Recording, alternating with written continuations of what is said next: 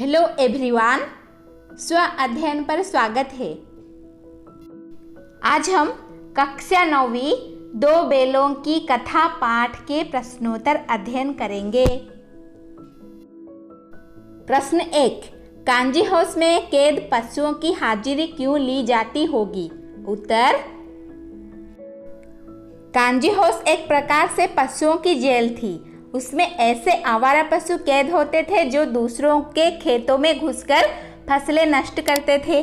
अतः कांजी हाउस के मालिक का यह दायित्व होता था कि वह उन्हें जेल में सुरक्षित रखे तथा भागने न दे। इस कारण हर रोज उनकी हाजिरी लेनी पड़ती होगी। प्रश्न 2, छोटी बच्ची को बैलों के प्रति प्रेम क्यों उमड़ आया? उत्तर, छोटी बच्ची की मां मर चुकी थी।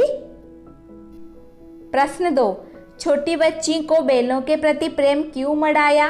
उत्तर, छोटी बच्ची की मां मर चुकी थी, सौतेली माँ उसे मारती रहती थी।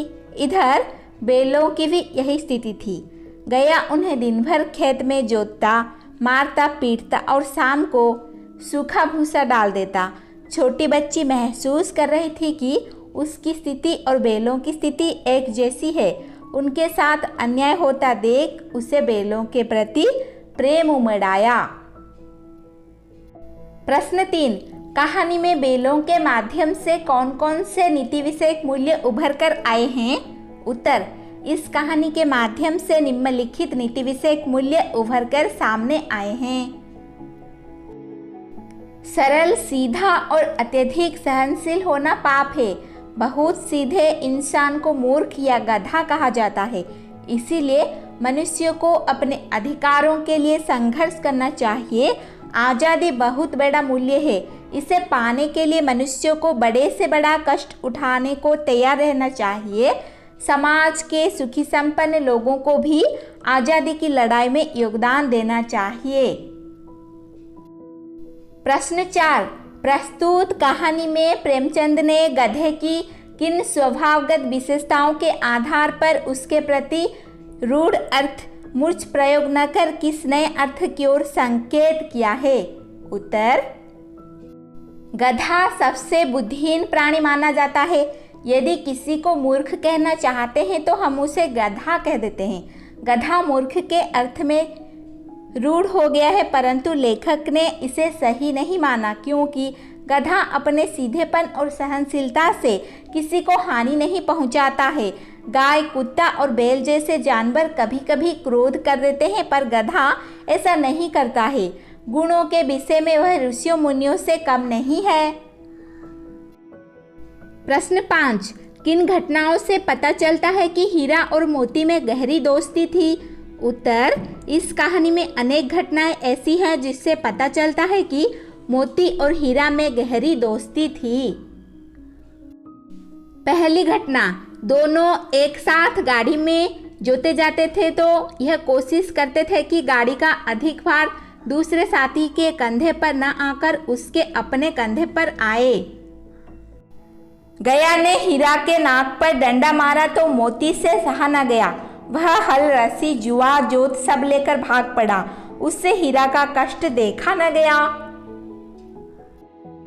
तीसरी घटना, जब मटर के खेत में मटर खाकर दोनों मस्त हो रहे तो वे सींग मिलाकर एक दूसरे को ठेलने लगे। अचानक मोती को लगा कि हीरा क्रोध में आ गया है तो वह पीछे हट गया। उसने दोस्ती को दुश्मनी में बदलने से रोक लिया। चौथी घटना, जब उनके सामने विशालकाय सांड आ गया हुआ तो उन्होंने योजनापूर्वक एक दूसरे का साथ देते हुए उसका मुकाबला किया। सांड एक पर चोट करता तो दूसरा उसकी देह में अपने नुकीली सींग चुभा देता। आखिरकार सांड बेदम होकर गिर पड़ा। पांचवी घटना, मोती मटर के खेत में मटर खाते खाते पकड़ा गया। हीरा उसे अकेला विपत्ति में देखकर वापस आ गया। वह भी मोती के साथ पकड़ा गया। छठी घटना, कांजी हाउस में हीरा ने दीवार तोड़ डाली। उसे रस्सियों से बांध दिया गया। इस पर मोती ने उसका साथ दिया। पहले तो उसने बाड़े की दीवार तोड़कर हीरा का अधूरा काम पूरा किया, फिर उसका साथ देने के लिए उसी के साथ बंध गया। प्रश्न 6, लेकिन औरत जात पर सींग चलाना मना है, यह भूल जाते हो। हीरा के इस कथन के माध्यम से श्री के पति प्रेमचंद के दृष्टिकोण को स्पष्ट कीजिए। उत्तर, लेकिन औरत जात पर सींग चलाना मना है। हीरा के इस कथन के माध्यम से पता चलता है कि प्रेमचंद नारी जाति का अत्यधिक सम्मान करते थे। नारी विभिन्न रिश्ते बनाकर समाज में अपनी भूमिका का निर्वहन करती है। वह त्याग, दया, ममता, सहनशीलता का जीता जागता उदाहरण है। विपरीत परिस्थितियों में यदि नारी में क्रोध जैसे भाव आ भी जाते हैं तो इससे उसकी गरिमा कम नहीं हो जाती है और न उसके सम्मान में कमी आ जाती है। लेखक महिलाओं के प्रति अत्यधिक सम्मान रखता है। उसने यह भी कहना चाहा है कि जब पशु भी नारी जाति का सम्मान करते हैं तो मनुष्य को नारी जाति का सम्मान हर स्थिति में करना चाहिए।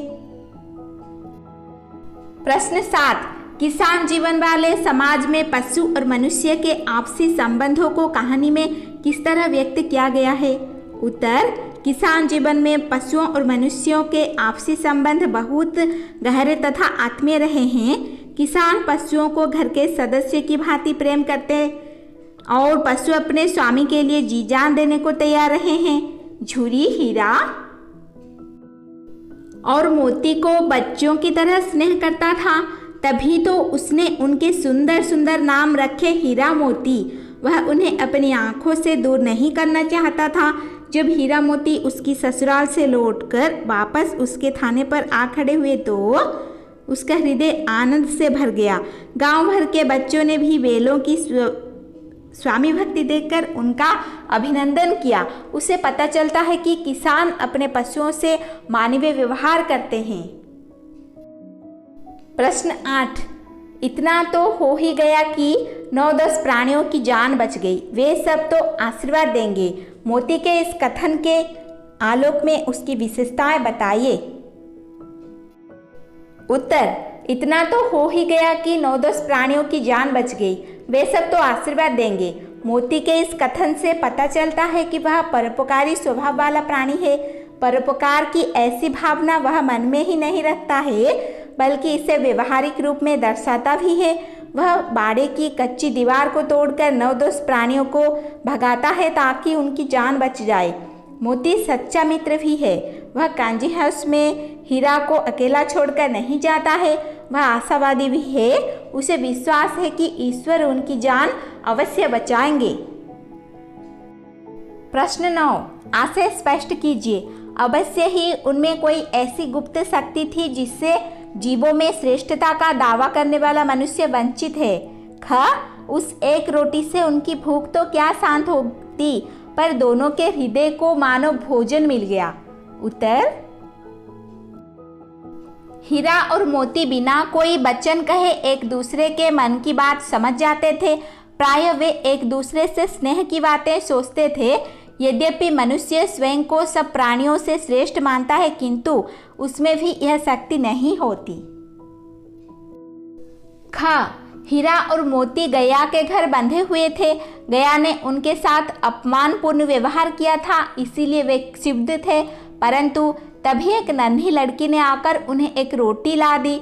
उस रोटी से उनका पेट तो नहीं भर सकता था, परंतु उसे खाकर उनका हृदय जरूर तृप्त हो गया। उन्होंने बालिका के प्रेम का अनुभव कर लिया और प्रसन्न हो उठे। प्रश्न 10, गैया ने हीरा मोती को दोनों बार सूखा भूसा खाने के लिए दिया क्योंकि गैया पराये बैलों पर अधिक खर्च नहीं करना चाहता था। ख, गर्मी के कारण खली आदि खरीदना उसके बस की बात न थी। ग, वह हीरा मोती के व्यवहार से बहुत दुखी था। घ, उसे खली आदि सामग्री की जानकारी न थी। सही उत्तर के आगे टिक्का निशान लगाए। देखेंगे उत्तर। उत्तर, वह हीरा मोती के व्यवहार से दुखी था। अब हम देखेंगे रचना और अभिव्यक्ति। प्रश्न 11, हीरा और मोती ने शोषण के खिलाफ आवाज उठाई लेकिन उसके लिए प्रताड़ना भी सही। हीरा मोती की इस प्रतिक्रिया पर तर्क सहित अपने विचार प्रकट करें। उत्तर, हीरा और मोती शोषण के विरुद्ध हैं। वे हर शोषण के विरुद्ध आवाज उठाते रहे हैं उन्होंने झुरी के साले गई का विरोध किया तो सूखी रोटियां खाई तथा डंडे खाए। फिर कंजी हाउस में अन्याय का विरोध किया तो बंधन में पड़े, उन्हें भूखे रहना पड़ा। प्रतिक्रिया। मेरा विचार है कि हीरा और मोती का यह कदम बिल्कुल ठीक था। यदि वे कोई प्रतिक्रिया न करते तो उनका खूब शोषण होता। उन्हें गिड़गिड़ाकर मन मारकर अपने मालिक की गुलामी करनी पड़ती। वे अपने दर्द को व्यक्त भी न कर पाते, परंतु अपना विद्रोह प्रकट करके उन्होंने मालिक को सावधान कर दिया कि उनका अधिक शोषण नहीं किया जा सकता। मार खाने के बदले उन्होंने मालिक के मन में भय तो उत्पन्न कर ही दिया। प्रश्न 12। क्या आपको लगता है कि यह कहानी आज़ादी की लड़ाई की ओर भी संकेत करती है? उत्तर। हाँ। हीरा मोती ने अपनी परतंत्रता से मुक्ति पाने के लिए जिस तरह से नाना प्रकार की कठिनाइयां सही और मृत्यु के करीब जाकर भी बचने के लिए वे अंततः अपने घर वापस आ गए, इससे यही संकेत मिलता है। हीरा मोती गया के घर से पहली बार रस्सी तुड़ाकर आ जाते हैं। वे दोबारा गया के घर जाते हैं तो उन्हें अपमानित और प्रताड़ित होना पड़ता है और भूखा भी रहना पड़ता है। वहां से भागने पर उन्हें सांड रूपी मुसीबत का सामना करना पड़ता है। अंत में कांजी हाउस में बंद होना तथा कसाई के हाथों बिकना तथा इसके उपरांत भी बचकर झुरी के पास आ जाना आदि आज़ादी की लड़ाई की ओर संकेत करती है। अब हम देखेंगे भाषा अध्ययन। प्रश्न 13। बस इतना ही काफी है, फिर मैं भी जो लगाता हूँ। ही भी वाक्य में किस बात पर जोर देने का काम कर रहे हैं? ऐसे शब्दों को निपात कहते हैं। कहानी में से 5 ऐसे वाक्य छांटिए जिनमें निपात का प्रयोग हुआ हो। उत्तर देखेंगे। ही। दोनों साथ उठते, साथ नाद में मुंह डालते और साथ ही बैठते थे। एक ही विजय ने उसे संसार की सभ्य जातियों में गण्य बना दिया। ज्यादा से ज्यादा मेरी ही गर्दन पर रहे, यही उनका आधार था। कभी कभी उसे भी क्रोध आ ही जाता है। भी कभी कभी उसे भी क्रोध आ ही जाता है। उसके चेहरे पर असंतोष की छाया भी न दिखाई देती। गधे का एक छोटा भाई और भी है, एक मुंह हटाता तो दूसरा भी हटा लेता था। कभी कभी अड़ियल बैल भी देखने में आता है। प्रश्न 14। रचना के आधार पर वाक्य भेद बताइए तथा उपवाक्य छांटकर उसके भी भेद लिखिए। उत्तर। दीवार का गिरना था कि अधमरे से पड़े हुए सभी जानवर चेत उठे। सहसा एक दढ़ियल आदमी जिसकी आंखें लाल थी और मुद्रा अत्यंत कठोर आया। हीरा ने कहा गया कि घर से नाहक भागे। मैं बेचूंगा तो बिकेंगे, अगर वह मुझे पकड़ता तो मैं वे मारे न छोड़ता। उत्तर। वाक्य भेद मिश्र वाक्य क। उपवाक्य अधमरे से पड़े हुए सभी जानवर चेत उठे। भेद संज्ञा उपवाक्य ख। वाक्य भेद मिश्र वाक्य उपवाक्य जिसकी आंखें लाल थी और मुद्रा अत्यंत कठोर। भेद विशेषण उपवाक्य। ग। वाक्य भेद मिश्र वाक्य उपवाक्य गया के घर से नाहक भागे। भेद संज्ञा उपवाक्य। घ। वाक्य भेद मिश्र वाक्य उपवाक्य तो बिकेंगे। भेद क्रिया विशेषण उपवाक्य। म। वाक्य भेद मिश्र वाक्य उपवाक्य तो वे मारे न छोड़ता। भेद क्रिया विशेषण उपवाक्य। प्रश्न 15। कहानी में जगह जगह मुहावरे का प्रयोग हुआ है। कोई 5 मुहावरे छांटिए और उनका वाक्यों में प्रयोग कीजिए। जी तोड़ काम करना। वाक्य भारतीय श्रमिक जी तोड़ काम करते हैं।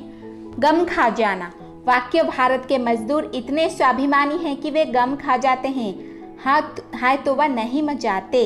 ईंट का जवाब पत्थर से देना। वाक्य यह दुनिया उसी को सम्मान देती है जो ईंट का जवाब पत्थर से देना जानता है। दांतों पसीना आना। वाक्य क्रिकेट के मैदान में कुत्ते को बाहर खदेड़ने में मालिक को दांतों पसीना आ गया। कसर उठाना। वाक्य मालिक के कहने पर हम हर काम कर देते हैं, किसी प्रकार की कोई कसर नहीं उठा रखते। पाठ्येतर सक्रियता। छात्र पुस्तक से महादेवी वर्मा द्वारा लिखित कहानियाँ नीलकंठ, गिल्लू, गौरा, सोना आदि कहानियाँ पढ़ें। ये कहानियाँ पशु पक्षियों से संबंधित है। उत्तर, छात्र कक्षा में स्वयं चर्चा करें। लघुत्तरीय प्रश्नोत्तर। प्रश्न 1, गधा किस अर्थ में रूढ़ हो गया है और क्यों? उत्तर, गधा मूर्ख या बेवकूफ़ के अर्थ में रूढ़ हो गया है। किसी आदमी को जब बेवकूफ़ कहना चाहते हैं तो उसे गधा कहते हैं। ऐसा उसके सीधेपन और सब कुछ सहन करने के कारण कहा जाता है। प्रश्न 2, सहनशीलता के मामलों में गाय और कुत्ता गधे से किस तरह भिन्न है? उत्तर, गाय और कुत्ता गधे जितना सहनशील नहीं है। गाय नाराज होने पर या अपने बच्चे को छेड़े जाते हुए देखकर हिंसक रूप धारण कर लेती है। इसी तरह कुत्ता भी काट लेता है, जबकि गधा सब कुछ चुपचाप सहन कर लेता है। प्रश्न 3, अफ्रीका और अमेरिका में भारतीयों की दुर्दशा का क्या कारण है? उत्तर, अफ्रीका और अमेरिका में भारतीयों की दुर्दशा का कारण उनका सीधापन और उनकी सहनशीलता है। वे अपनी सहनशीलता के कारण शोषण और अन्याय के खिलाफ आवाज नहीं उठाते हैं और गम खाकर रह जाते हैं। प्रश्न 4, वेलों को गधे का छोटा भाई क्यों कहा गया है? उत्तर, वेल को गधे का छोटा भाई इसीलिए कहा गया है क्योंकि बैल भी सीधा साधा जानवर है। वह भी सहनशील है, पर गधे जितना नहीं। वेल सींग चलाकर, अड़ियल रुख अपनाकर तथा कई अन्य तरीके से अपना विरोध एवं असंतोष प्रकट कर देता है। प्रश्न 5, पशुओं की किस गुप्त शक्ति से मनुष्य वंचित है? उत्तर, पशु अपने मन के भाव विचार मुख भाषा में व्यक्त करते हैं, जिससे अन्य पशु समझ पाते हैं। इस तरह वे दूसरों के मन की बातें बिन कहे जान समझ लेते हैं। पशुओं की यह ऐसी गुप्त शक्ति है जिससे मनुष्य वंचित है। प्रश्न 6, हीरा मोती एक दूसरे के प्रति प्रेम और मित्रता कैसे प्रकट करते थे? उत्तर, हीरा और मोती एक दूसरे को चाट चूटकर और सूंघकर अपना प्रेम प्रकट करते थे। वे अपनी दोस्ती प्रकट करने के लिए कभी कभी सींग भी मिला लेते थे। उनके ऐसा करने में विग्रह का भाव नहीं बल्कि मनोविनोद और आत्मीयता का भाव रहता था। प्रश्न 7, किन बातों से प्रकट होता है कि हीरा मोती में भाईचारा था? उत्तर, हीरा मोती जब हल में जोते जाते थे तब उनकी यही चेष्टा रहती थी कि वे एक दूसरे का भार अपने कंधे पर ले ले। वे दिन भर के काम के बाद दोपहर या संध्या में चाट चूटकर अपनी थकान उतारते। वे साथ नादों में मुंह डालते और हटाते थे। इन बातों से हीरा मोती का भाईचारा प्रकट होता है। प्रश्न 8, वेलों को अपने साथ ले जाते हुए गैया को क्या परेशानी हो रही थी? उत्तर, दोनों वेलों को अपने साथ ले जाते हुए गैया को यह परेशानी हो रही थी कि वेल उसके साथ नहीं जाना चाहते थे। यदि वह वेलों को पीछे से हाँकता था तो दोनों वेल दाएं बाएं भागते थे और वह पगहे पकड़कर आगे को खींचता तो दोनों पीछे को जोर लगाते। प्रश्न 9, हीरा मोती को वाणी की कमी क्यों अखर रही थी? उत्तर, हीरा मोती गैया के साथ अनिच्छा से जा रहे थे। वे सोच रहे थे कि गैया के हाथों उन्हें बेच दिया गया है। वे अपने मालिक झूरी से अपने बेचे जाने का कारण जानना चाहते थे। हीरा मोती बैल ये जो मुखभाषा में बातें कर सकते थे, पर झूरी समझता कैसे? अपनी बात कहने के लिए हीरा मोती को वाणी की कमी अखर रही थी। प्रश्न 10, हीरा मोती की आंखों में विद्रोह में स्नेह कब झलकता हुआ प्रतीत हुआ और क्यों? उत्तर, झूरी ने हीरा मोती को गैया के घर काम करने भेजा था, पर इन दोनों को वहां गांव तथा मनुष्य सब बेगाने जैसे लग रहे थे। उन्हें गैया से भी स्नेह नहीं मिल रहा था। वे दोनों वहां से रात में भी भाग आए थे। उन्हें अपने बेचे जाने का भ्रम होने के कारण उनकी आंखों में विद्रोह में स्नेह झलक रहा था। धन्यवाद। ऐसे ही वीडियोस देखने के लिए चैनल को सब्सक्राइब कीजिए और नोटिफिकेशन पाने के लिए बेल आइकन को दबा दीजिए।